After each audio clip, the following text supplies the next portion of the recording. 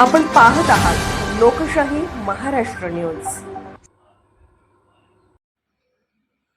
नुकतेच सर्वोच्च न्यायालयानं देशातील राष्ट्रीय महामार्गावरील सर्वच प्रकारची अनधिकृत अतिक्रमणे 60 दिवसांच्या आत काढण्यात यावीत असे निर्देश सर्व जिल्हाधिकाऱ्यांना दिल्याने जिल्हाधिकारी आता यावर काय निर्णय घेणार याकडे सर्वांचं लक्ष लागलंय।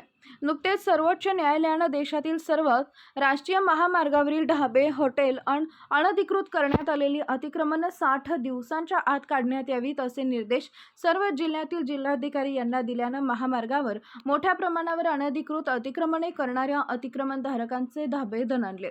देशातील राष्ट्रीय महामार्गावर हॉटेल, धाबे आदी व्यावसायिकांनी मोठ्या प्रमाणात अनधिकृत अतिक्रमण केल्यानं या धाबे व हॉटेलसमोर मोठ्या प्रमाणात वाहनं थांबून राहत आहेत। यामुळे वाहतूक कोंडी होऊन अपघात होत असल्यानं यात मोठी मनुष्यहानी होत असल्यानं सर्वोच्च न्यायालयाने हे निर्देश दिले। जत शहरातून जाणाऱ्या विजापूर, गुहागर, चडचण, ईश्वरपूर व अहमदपूर विजापूर या राष्ट्रीय महामार्गावर मोठ्या प्रमाणात अनधिकृत अतिक्रमण करून अतिक्रमणधारकांनी मोक्याच्या जागा बळकावलेत।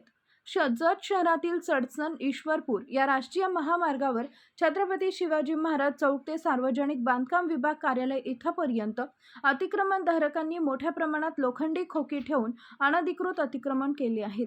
विशेष म्हणजे या अतिक्रमण करणाऱ्या व्यावसायिकांनी स्वतः 3-3 लोखंडी खोकी ठेवून जागा अडवलेत, तर काहींनी या सरकारी जागेवरील खोकी विकल्याचीही चर्चा आहे।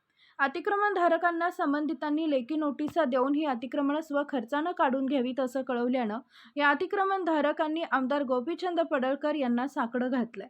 त्याचप्रमाणे विजापूर, गुहागर या राष्ट्रीय महामार्गावर सर्व्हिस रोडवरच लोकांनी आपली वाहनं उभी केल्यानं या मार्गावर वारंवार मोठ्या प्रमाणात वाहतुकीची कोंडी होतीये।